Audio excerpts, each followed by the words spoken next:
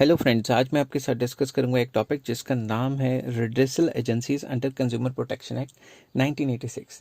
Consumer protection act 1986 के under कौन कौन सी एजेंसीज हैं जो कंज्यूमर की हेल्प कर सकती हैं, उसके साथ जो भी बेईमानी हो रही है उसको ख़त्म कर सकती हैं। तो विदाउट वेस्टिंग टाइम चलिए शुरू करते हैं। सबसे पहले डिस्ट्रिक्ट फर्म में होता क्या है? It consist of a president and 2 other members. President होगा और 2 मेंबर्स और होंगे, one of which has to be a women. उन दोनों में से एक वुमेन होगी, ठीक है। तो अब यहाँ पे मैं स्पेलिंग लिख देता हूँ, वुमेन होना चाहिए था, विमेन नहीं होना चाहिए था, क्योंकि वो तो एक से ज़्यादा होगी ना। तो सिंपल वर्ड्स में एक प्रेसिडेंट होगा और 2 अदर मेंबर्स होंगे और उन दोनों में से एक लेडी होनी चाहिए, ठीक है।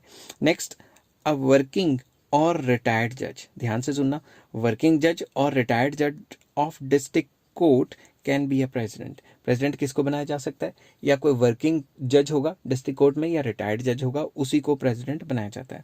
President is appointed by state government. President कौन अपॉइंट करता है? State government. जो प्रेसिडेंट है या फिर ये जो कमीशन है, entertain complaints where the value of goods and services is of 20 lakh और लेस। 20 लाख या उससे कम के केस होंगे तो नेशनल कह रहा हूँ, डिस्ट्रिक्ट फर्म में डिस्कस किए जाएंगे। Any person who is aggrieved by the order of district firm can appeal against such order to the state commission within 30 days.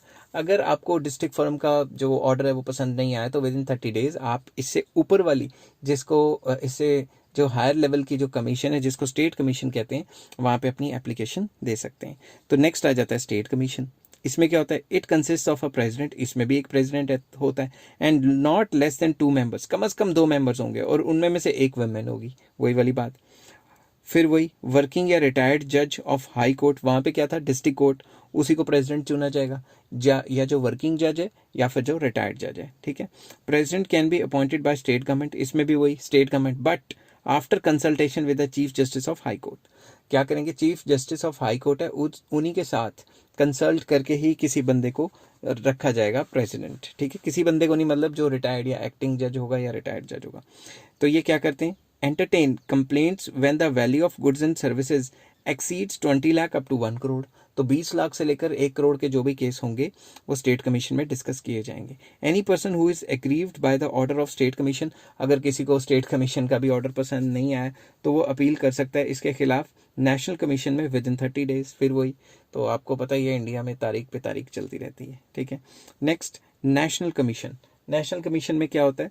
It consist of a president and at least कम से कम 4 members होने चाहिए और उनमें में से 1 women होनी चाहिए, मतलब 1 लेडी होनी चाहिए। President is appointed by central government. तो नेशनल कमीशन में सेंट्रल गवर्नमेंट अपॉइंट करती है after consultation with the chief justice of India. जो सुप्रीम कोर्ट का जो हेड जो जज है उसके साथ कंसल्ट करके रखते हैं। तो it entertains the complaints where the value of goods and services exceeds 1 crore. 1 crore से ऊपर की वैल्यू क्या होनी चाहिए?